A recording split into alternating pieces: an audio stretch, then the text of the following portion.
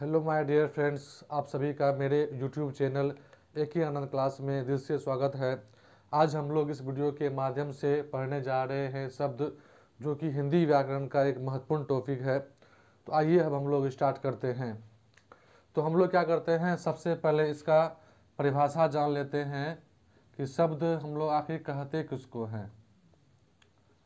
तो इसका परिभाषा होता है वर्णों के मेल को शब्द कहा जाता है। शब्द कहा जाता है।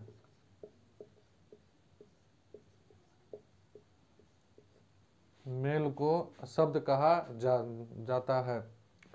और मैं यहाँ बता दूं, यहाँ पर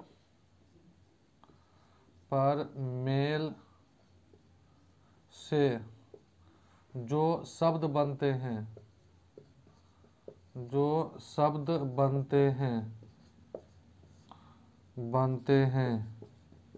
वह सही होना चाहिए। अर्थात सार्थक होना चाहिए।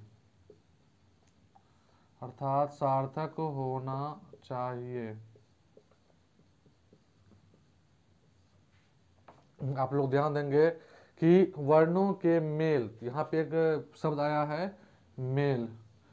इस मेल का अर्थ होता है मिलन।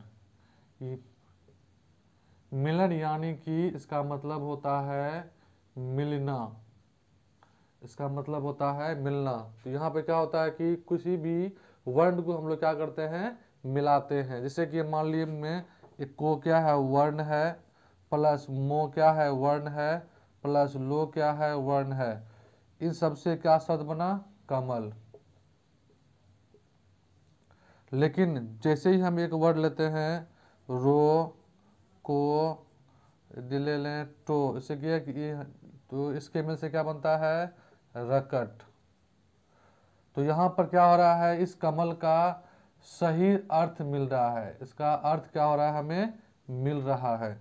लेकिन यदि हम इसको देखें कि तो रो को तो रकट, तो इसका कोई भी अर्थ नहीं मिलता है। तो इसलिए मैंने लिखा कि यहाँ पर मेल से जो शब्द बनते हैं वह सही होना चाहिए, उसी को हम लोग शब्द कहते हैं।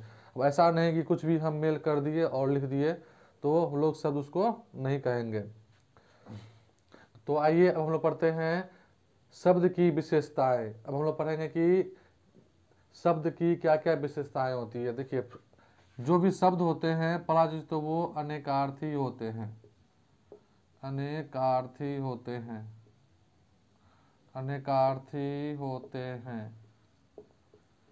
यानी जो भी शब्द होते हैं वह क्या होता है, अनेकार्थी होता है। यानी एक जो वर्ड है वह बहुत सारे शब्द को करता है। कैसे, जैसे हम यहाँ लिखे मन, इस मन का मतलब चित्त होता है।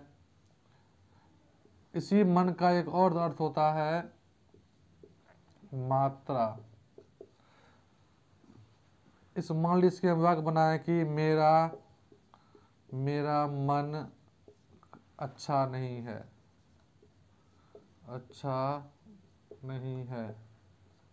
फिर इस मन का होता है मुझे एक मन अनाज दो।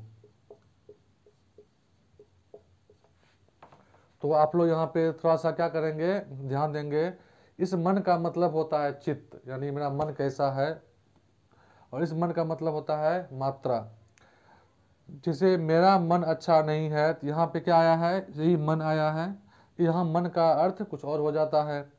मुझे एक मन अनाज दो, यहाँ भी मन आया है और यहाँ भी इस मन का अर्थ क्या होता है, कुछ और हो जाता है। तो इसीलिए क्या किया गया है, शब्द को अलग अलग तरीके से वर्गों में इसको बांटा गया है। इसको जो क्या गया है, क्योंकि शब्द जो क्या होता है, अनेकार्थी होता है। शब्द अनेक प्रकार के क्या करते हैं, अर्थ प्रदान करते हैं। इसलिए इसको क्या किया है, इसके जो भेद होते हैं इसको अलग अलग तरीके से बांटा गया है। तो पहला होता है, देखिए, अर्थ की दृष्टि से। अर्थ की दृष्टि से इसको बांटा गया है। दूसरा बांटा गया है उद्गम की दृष्टि से।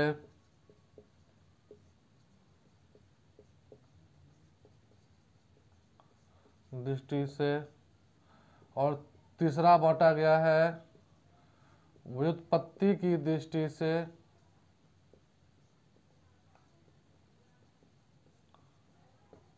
और चौथा में बांटा गया है रूपांतर की दृष्टि से।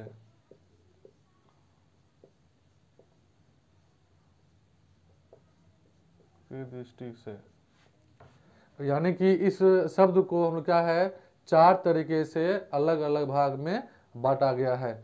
हम लोग क्या करेंगे, इन चारों को बारी बारी से क्या करेंगे, हम लोग ध्यानपूर्वक समझेंगे कि अर्थ की दृष्टि से शब्द को कितने भाग में बांटा गया है, उद्गम की दृष्टि से शब्द को कितने भाग में बांटा गया है, व्युत्पत्ति की दृष्टि से शब्द को कितने भाग में बांटा गया है, और रूपांतर की दृष्टि से शब्द को कितने भाग में बांटा गया है।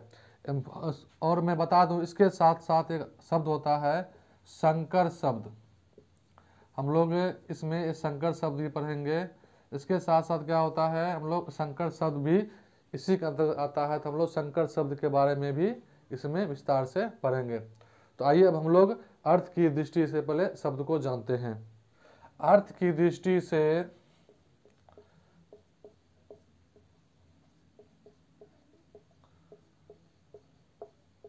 शब्द के दो भेद होते हैं। दो भेद होते हैं। पहला होता है सार्थक शब्द। सार्थक शब्द। और दूसरा होता है निरर्थक शब्द।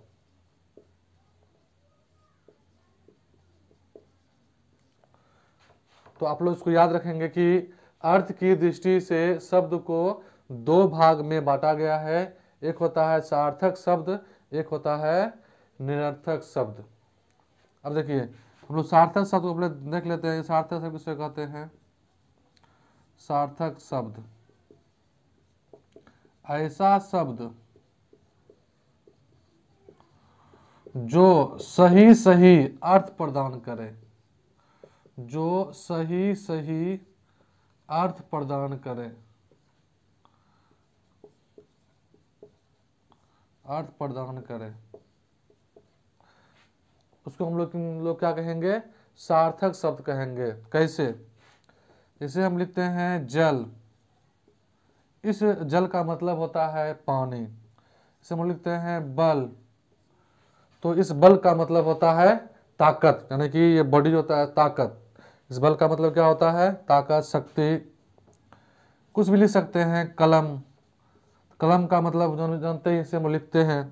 तो यानी कि जल हो गया, बल हो गया, कलम हो गया, हम लोग इसके बाद लिख सकते हैं इत्यादि। यानी बहुत सारे वर्ड होते हैं, शब्द का कोई अंत ही नहीं है। तो ऐसा शब्द जो सही से अर्थ प्रदान करता है उसे हम लोग क्या कहते हैं? तो सार्थक शब्द कहते हैं। उसके बाद आता है निरर्थक शब्द।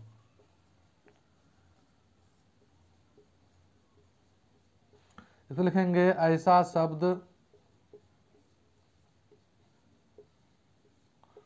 जो सही अर्थ प्रदान नहीं करता है।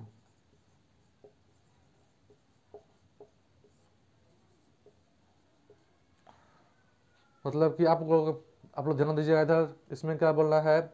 ऐसा शब्द जो सही अर्थ प्रदान नहीं करता उसे हम लोग क्या करते हैं? तो निरर्थक शब्द कहते हैं, यानी इसका कोई अर्थ ही नहीं होता है।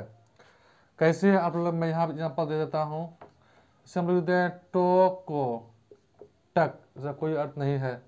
जैसे मो दे दे, रो दे दे, को दे दे, मरक, इसका कोई अर्थ ही नहीं होता है। जैसे दे दे जो, मो, जो, को, क्या हो गया ये?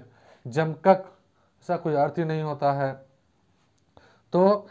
तो आप लोग इस बात को ध्यान रखेंगे कि अगर किसी शब्द का सही सही अर्थ है तो वो सार्थक कहलाएगा। अगर किसी शब्द का सही सही अर्थ नहीं होता है तो वो क्या कहलाएगा? निरर्थक शब्द कहलाएगा। तो आपके मन में ये प्रश्न उठता होगा कि आखिर इस शब्द का प्रयोग कहाँ पे होता है। आपके मन में ये प्रश्न जरूर उठा होगा कि आखिर निरर्थक शब्द का प्रयोग हम लोग कहाँ करते हैं। तो आप लोग को याद होगा, आप लोग बचपन में जब क्लास 1 में होंगे तो उसमें आपको एक किताब मिलता होगा बाल मनोहर पोथी, उसमें आप लोग टक मक जक पढ़े होंगे। तो मैं बता दूं कि निरर्थक शब्द का प्रयोग, निरर्थक शब्द का प्रयोग सिर्फ उच्चारण बोध में होता है, माने कि बच्चों को पढ़ाने लिखाने में उच्चारण बोध में होता है, बोध में होता है। आप लोग इसको याद रखेंगे कि निरर्थक शब्द का प्रयोग सिर्फ उच्चारण बोध में होता है। जैसे बच्चे में पढ़ाते होंगे कोरोकर, मोलोमल, जोलोजल, भोरभर, ताकि बच्चे को क्या करे, वो 2 वर्ड की मात्रा 3 वर्ड की मात्रा सही सही से उच्चारण कर सके।